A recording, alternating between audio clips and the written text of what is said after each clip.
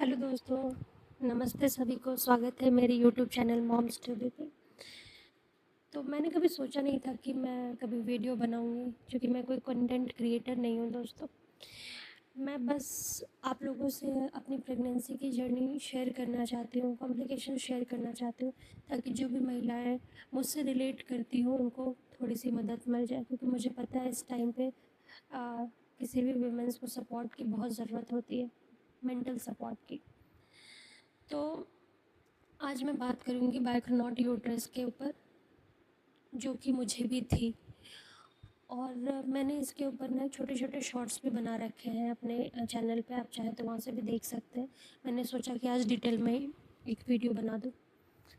तो जो बाइक्रोनॉट यूट्रस है वो नॉर्मल यूट्रस जो होता है वो हमारा जो नाशपाती के शेप का होता है, लेकिन जो बाइक्रोनॉट यूट्रस है वो हार्ट शेप का होता है, दिल के आकार का। तो इसमें जो है वो प्रेगनेंसी कंसीव तो हो जाती है, बट प्रेगनेंसी को होल्ड कर पाना थोड़ा मुश्किल हो जाता है। बट नामुमकिन नहीं है, हम डॉक्टर की देखभाल से, सही मेडिसिन्स वगैरह से अगर अच्छे से टेक केयर किया गया तो आप इस चीज़ को अपनी प्रेगनेंसी को रख सकते हो। तो मेरे केस में क्या था कि मुझे जो है इसके बारे में पता चला अपने प्रेगनेंसी के 11th वीक में। डॉक्टर ने मुझे जो डिलीवरी डेट दी थी वो नवंबर की दी थी, सेकेंड वीक की। पर जो मेरी जो डिलीवरी है वो अक्टूबर में ही हो गई थी, फर्स्ट वीक में। तो जब मुझे 11th वीक में पता चला था कि मुझे बाइक्रोनॉट यूट्रस है, डॉक्टर ने मुझे कंप्लीट बेड रेस्ट पे रखा था।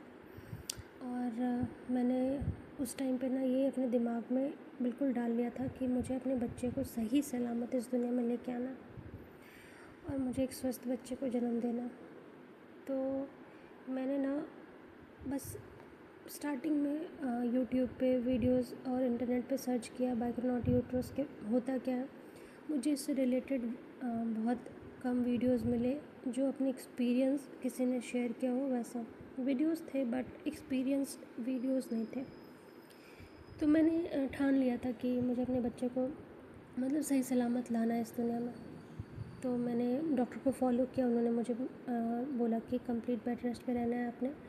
मैं कंप्लीट बेड रेस्ट पे थी। मैं बस अपने जो रोज़मर्रा के जो काम होते हैं अपना खुद का, उसके लिए मैं बस उठती थी और वॉक जाती थी।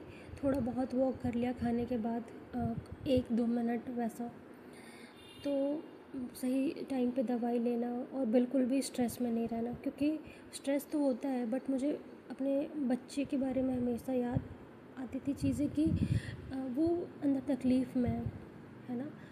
तो इसीलिए मैंने ठान लिया था कि मुझे स्ट्रेस नहीं लेना।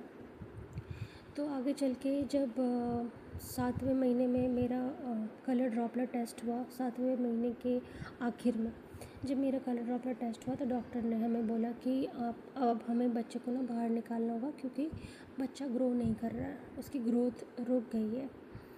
तो हमें फिर से बहुत परेशान हो गया हम।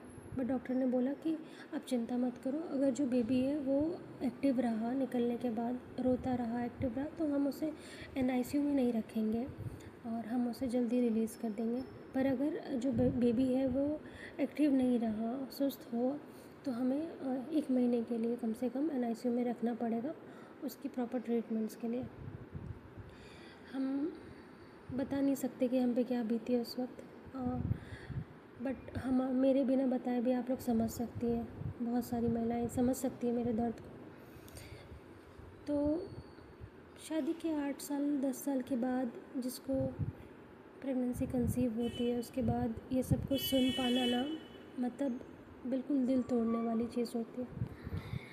मैंने बस भगवान से बोला कि सब कुछ अच्छा रखना, और मैंने मैम से पूछा कि हम कितना एक्सटेंड कर सकते हैं। उन्होंने बोला कि हम ज़्यादा एक्सटेंड नहीं कर सकते, एक्सटेंड करने के लिए तो सोच भी नहीं सकते, आप as soon as possible decision ले लो। फिर हमने डिसीजन लिया। जिस दिन मैम ने मुझे बोला उसके 2 दिन के बाद मैंने अपनी डिलीवरी करवाई, और भगवान के आशीर्वाद से I am blessed with baby boy. और ऊपर वाले के आशीर्वाद से ना वो बिल्कुल रोता हुआ, पैर हाथ हिलाता हुआ बाहर आया। मुझे एनेस्थीसिया लगा था, बट मुझे उसका कोई असर नहीं हुआ था। मुझे बस ध्यान में था डॉक्टर की बात जो उन्होंने बोली थी कि अगर वो रोता हुआ निकला तो सब कुछ ठीक है। एनेस्थीसिया के बाद भी ना मुझे सारी चीज़ें सुनाई दे रही थी। तो मुझे मेरे बच्चे की रोने की आवाज़ सुनाई दी पहली बार, और मैंने डॉक्टर से पूछा कि क्या ये मेरे बच्चे की रोने की आवाज़ है। उन्होंने बोला हाँ, और बस मैं उसी वक्त उसके बाद मुझे एनेस्थीसिया का असर हो गया। तो ये थी मेरी कहानी। और फिर बच्चे को एनआईसीयू में लेके गए, और जैसा कि उन्होंने बोला था कि रखना पड़ेगा लंबा टाइम हो सके तो, बट ऐसा नहीं था। उन्होंने बेबी की नॉर्मल जो रूटीन चेकअप है वो पूरा किया, और उसको 3 से 4 घंटे में मेरे पास वापस छोड़ गया। और जब मैंने अपने बच्चे को पहली बार अपने सीने से लगाया, तो वो एहसास मैं आप लोगों से शब्दों में बयान नहीं कर सकती। 10 साल के इंतज़ार के बाद आखिरकार वो घड़ी आ गई। तो ये सब कुछ परमात्मा के आशीर्वाद से पूरा हो पाया है, और माँ चाहे तो कुछ भी कर सकती है। तो मैंने ये चीज़ प्रूव कर दिया फाइनली। तो अब हम आते हैं कि बाइक्रोनॉट यूट्रस जो होता है वो जनरली 2 कंडीशंस में होते हैं। एक बाइक्रोनॉट यूट्रस जो पार्शियल बाइक्रोनॉट होता है, दूसरा कंप्लीट बाइक्रोनॉट यूट्रस होता है। और मेरे केस में जो था वो पार्शियल से एक लेवल आप नीचे कह सकते हो। जो ऊपर से जिस हार्ट शेप का जो होता है उसका जो पॉइंट है वो मेरे कंडीशन में बहुत कम मुड़ा हुआ था। जो अंदर की तरफ होता है हार्ट शेप, वो बहुत कम था। तो मेरी प्रेगनेंसी इतने दिन तक चल गई। अब आते हैं हम पार्शियल बाइक्रोनॉट में। तो पार्शियल बाइक्रोनॉट में भी वैसा ही सेम होता है।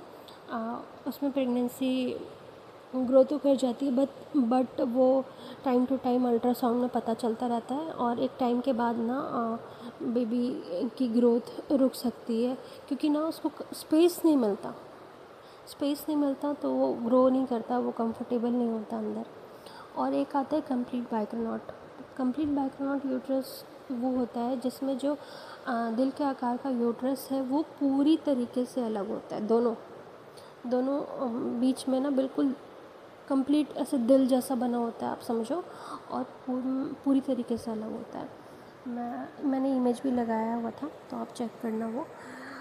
तो उस केस में ना प्रेगनेंसी कंसीव हो जाती है, बट प्रेगनेंसी ग्रो नहीं करती, क्योंकि बच्चे के लिए जगह नहीं है।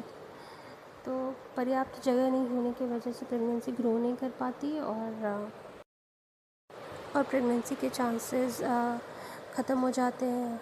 और इस केस में शायद सर्जरी वगैरह भी करना होता है। मुझे इतना ज़्यादा आइडिया नहीं, मैम ने बताया था कि अगर ऐसा होता है तो सर्जरी करते हैं, और यूट्रस को पहले शेप में लाते हैं।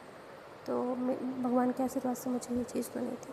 अब मैं आप लोगों से ये बोलूँगी कि ज़्यादा से ज़्यादा कमेंट में अपने सवाल पूछिए प्रेगनेंसी से रिलेटेड, क्योंकि इसके बाद भी कुछ चीज़ें होती है बच्चे के साथ जो मैं आप लोगों से आने वाले वीडियो पे शेयर करूँगी। और पिछले 8 सालों तक प्रेगनेंसी के लिए मैंने क्या कुछ किया कंसीव करने के लिए, वो भी मैं आप लोगों से शेयर करूँगी। अगर आप लोग अपने अपने क्वेश्चन पूछेंगे तो उन महिलाओं को हेल्प मिलेगी। और मैं अभी अपनी रिपोर्ट लगा रही हूँ जिसमें ये साफ साफ मेंशन है कि मुझे बाइक्रोनॉट यूट्रस थी, तो आप रिपोर्ट में भी देख सकती हैं। आप अपनी कमेंट्स में अपने सवाल पूछिए, जिससे हम बाकी महिलाओं की भी हेल्प कर सकें। अगर उनको कोई भी क्वेरी होंगी तो मैं उस पर भी वीडियोस बनाऊंगी, क्योंकि ना मुझे इतना ध्यान नहीं है, क्योंकि इस बात को भी 3 साल बीत चुके हैं। तो मुझे जितना कुछ याद रहा मैंने आप लोगों से शेयर किया, बाकी आप लोगों के ऊपर है। आप लोग कि जैसे जैसे क्वेरीज़ आती रहेंगी मैं उस पर एक वीडियोस बनाती रहूँगी और आप लोगों की हेल्प करूँगी। मुझे बहुत खुशी होगी आप लोगों की हेल्प करने में। फिर मिलते हैं अगले ब्लॉग में, तब तक के लिए अपना ध्यान रखें।